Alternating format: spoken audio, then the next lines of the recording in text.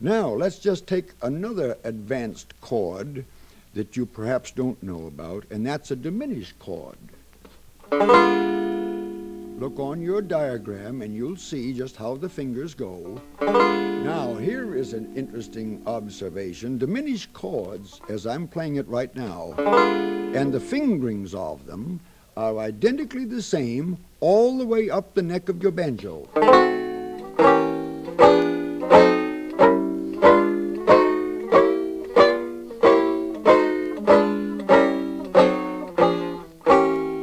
Backwards and forwards. Same fingering goes for a diminished chord. Now, the reason you have these diminished chord formations like this is because many melodies that you might want to play later on call for diminished chord while the melody is still on the first string.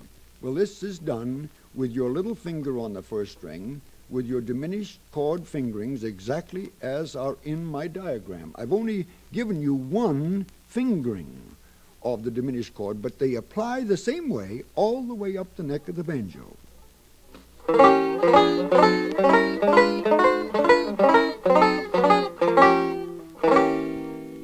Be sure each note is clear. Your fingers are correct. There it is.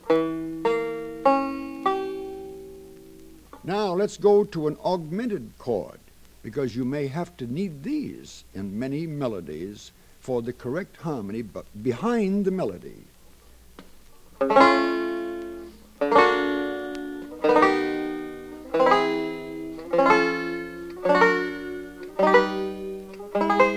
If you'll notice, the same fingering applies all the way up the neck of the banjo. An augmented chord is an augmented chord, and this is the fingering for it, and you'll see it right on your diagram.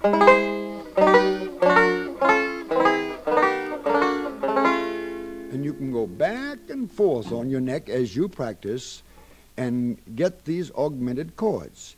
Now let's go to a little more advanced chord, a ninth chord, which, by the way, I use an awful lot of on my dot albums, on the melodies. And you'll notice, if you have the albums, you can hear it. And here is your ninth chord. And these are the fingerings that are on your diagrams in the book.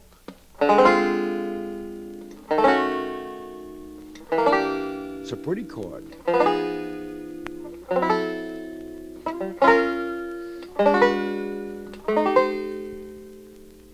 Now, for instance, just take a ninth chord down there in the C position. Let's tremolo it just for a moment. You hit the bass string and then tremolo all the way through on the first string. Now go backwards.